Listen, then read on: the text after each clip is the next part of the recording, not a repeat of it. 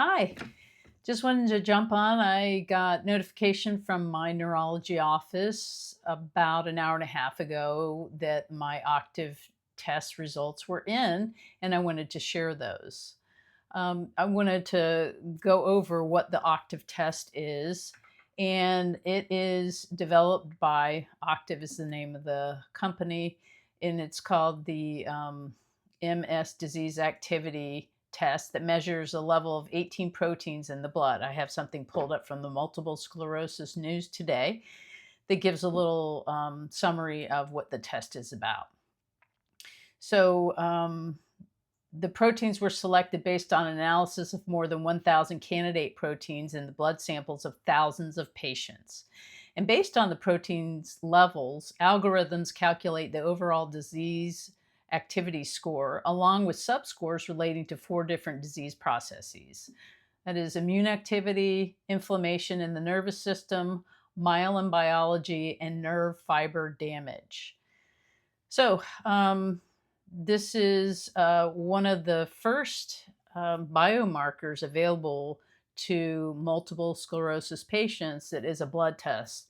That's fantastic because our other greatest determiners of disease activity and to gauge, well, previously for diagnosis was an MRI or a lumbar puncture.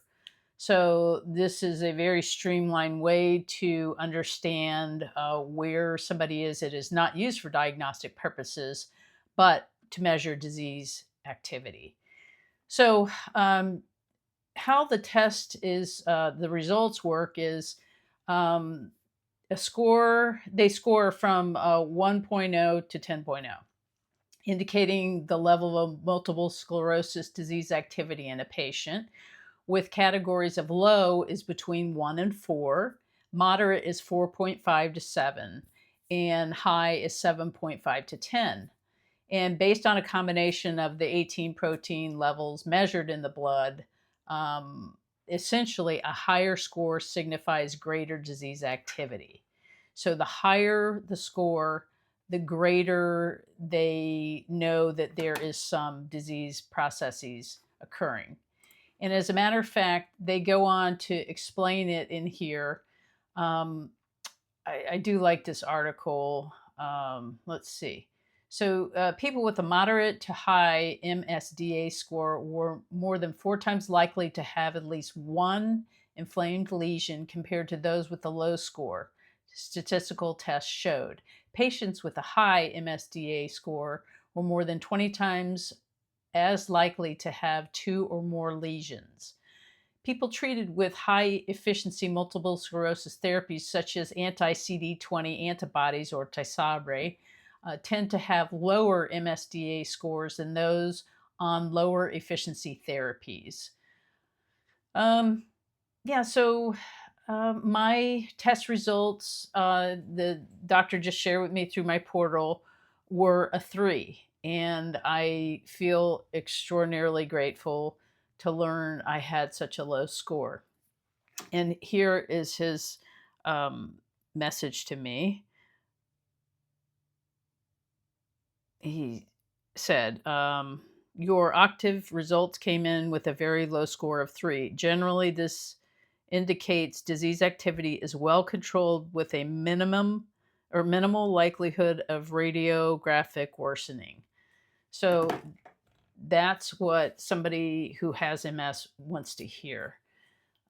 So I'm very, very grateful to get this news today. First of all, to have the opportunity to have this test. I had inquired about this a little over 2 months ago. I wrote in on my portal asking, I learned about it. Could I have this test? He explained they were not contracted with Octave at that time. And then about a week before I just had my year follow up with him, I think it was 2 weeks ago, he explained that they were contracted with Octave and that I would be able to fill out paperwork when I came in for my visit. And I did so, went and got the test right away, and just got the results today. So, wanted to share that with you.